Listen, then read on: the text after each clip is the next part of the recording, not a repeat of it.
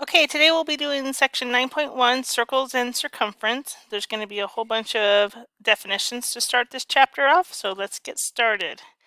A circle is a set of points in a plane equidistant from a given point.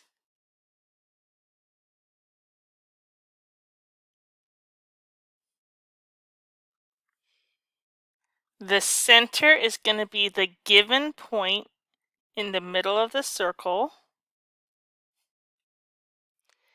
And then a circle is named by its center point. A radius is going to be a segment with endpoints at the center and on the circle. So it's at the center and on the circle. And I'll be drawing up a diagram after we get all of these written down.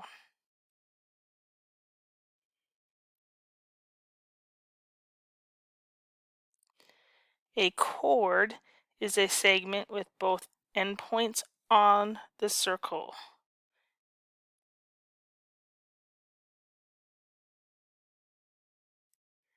And my last definition is a diameter. It is also a chord that goes through the center. So the difference between a chord and a diameter is a special chord because it, number one, goes through the center, and it is also the longest chord of the circle. Okay, now over here in the top corner, I drew a circle in pink, and here is the center point that I will call A. So when I'm naming it, I will name it as circle A. We name it by the center point. In green, you can see from A to C is a radius because we have one of its endpoints at the center and one of them on the circle, which was the pink edge. In orange, I have a chord FD, segment FD, or go backwards, say segment DF, because both of the endpoints are on the circle. And then finally, I have that diameter in blue from B down to E because it goes through the center. So I know it's the longest chord of my circle. So if I drew a circle here, I could start off and draw some chords here. It gets bigger and bigger until it goes through the center right there. It's the biggest one. And then it goes back to being smaller, smaller, and smaller. If I draw them parallel like that, it's more obvious to see how that diameter is your largest chord. Okay, congruent circles. This is going to be two circles that have congruent radii, or they could also have congruent diameters. Two radii make up a diameter, so that's why congruent diameters would also work. Concentric circles are going to be coplanar circles that have the same center. And remember, coplanar means they lie on the same plane. Right here to the left, I have some circles that all have the same circle, so it kind of resembles a bullseye if you see that. The circumference of a circle is just the distance around a circle. It's like the perimeter of a shape, but it has a special name for the distance. It's called circumference. An inscribed means a polygon is inscribed in a circle if all of its vertices lies on the circles. So inscribed kind of sounds like it's inside. Let me go ahead and draw you a diagram. So here I have a polygon that has the vertices all on the circle. So therefore that polygon is inscribed in a circle. And now my last vocab is circumscribed. So this time we say a circle is circumscribed about a polygon if it contains all the vertices of a polygon. So we can either say the triangle is inscribed for being inside, or we can say the circle is circumscribed because it's going on the outside. So inscribed for inside, outside would be circumscribed. All right, now that we're done with the vocab, we're going to see how well we know them with these examples 1 through 4. First off, it says name the circle. So I see that the center point here is going to be N. So I'm going to call it circle N. Sometimes you'll see a diagram. You'll see circle like this, which looks like a O with a dot in the middle, and it would circle N. On number 2A, it says identify a chord. In order to be a chord, you have to have both endpoints on the circle. So I see EF right here would be a chord, or you could say segment FE. And like I said, all it requires is that it has 2 endpoints on the circle. So DF is also a chord, so I could put DF there as well. And then when I move on to my diameter, I notice that chord DF is also considered a diameter because it goes through the center. And then for a radius, it requires that I have the center point as well as an endpoint on the circle. So I have CN would work, DN also would work, EN, another one, and FN would be another one. And so when I'm asking you these, all you would need to do is answer one correct one. I'm just putting all the possible answers you could see.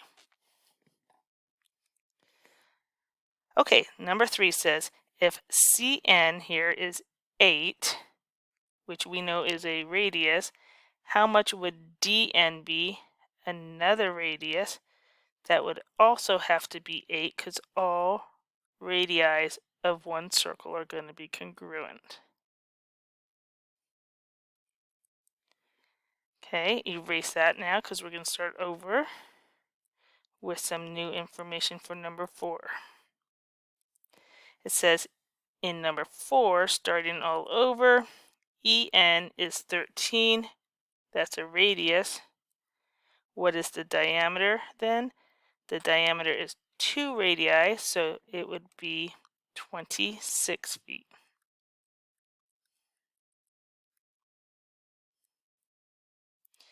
Okay, in examples 5 and 6, they tell me that the diameters of circle A, circle B, and circle C are going to be 8, 18, and 11 respectively. Respectively means in that order. So I know that A is a center point, B is a center point, and C is a center point because they name it by their centers. So we're going to go ahead and say A here. Let's color this one green. The radius of circle A is, the diameter actually is 8. So the radius would be 4 right here. From here to here would be 4. And then they tell me for B, it's going to be 18. Well, if I know from here all the way to there is going to be 9 for the radius, 4 along with this section 5 would make up my radius. And then let's keep continuing on. I'm going to go ahead and mark this section 9 units as well, because that's all I know is that the diameter is 18. And then finally, it says circle C is 11 inches. So clearly this does not look like it's drawn to scale very much. But that's all I know for now. And I don't know if G right here is in the middle of the radius, so I cannot split that up at all. So there's not much I can do with that information for right now. Let's go see if we have enough. It wants me to know from F to G. So from F all the way to G. So that's actually going to be enough information because I know that this was 9 plus the extra 5 here is going to be 14. Then it says from F to B. F to B is right in this section. Let me grab a different color. F to B is right here, so I already have it labeled as 5. So that's perfect. We didn't need to know anything about that circle C anyway. Alrighty, My next one says the circular ride shown below has a diameter of 44 feet. What is the radius and the circumference of the ride? So I'm going to go ahead and say circumference has two formulas. You can say diameter times pi, or we know that one diameter equals 2 radii, so you can say 2 pi r. And I think I want you to go back to your notes earlier and write that by the vocab that you have. So I'm going to pause right here and go back real quick, and I'm going to add that formula in here for you. Diameter times pi, or 2 pi r. So just so that you have it in the vocab section as well. All right, I will go back to my problem now. So they tell me in this problem that the diameter is going to be 44 feet. Well, we know a diameter is twice as big as a radius, so let's cut that in half. The radius is going to be 22 feet. That answers the first part of my question right here. The second part wants us to find the circumference. So I'm going to go here and say, I like the diameter formula, so I don't have to worry about cutting anything in half. The circumference will be 44 pi, and that actually is an answer I prefer, but because they say to the nearest tenth, I am going to go ahead and grab out my calculator and say 44 times pi, and my pi button is right in here. I see it right above this caret. So I'm going to hit second, and that caret, oopsies, didn't hit second. Now let me just clear this and start all over. 44 second pi, there it goes, to the nearest tenth is going to be 138.2 feet. So there's my answer to the nearest tenth.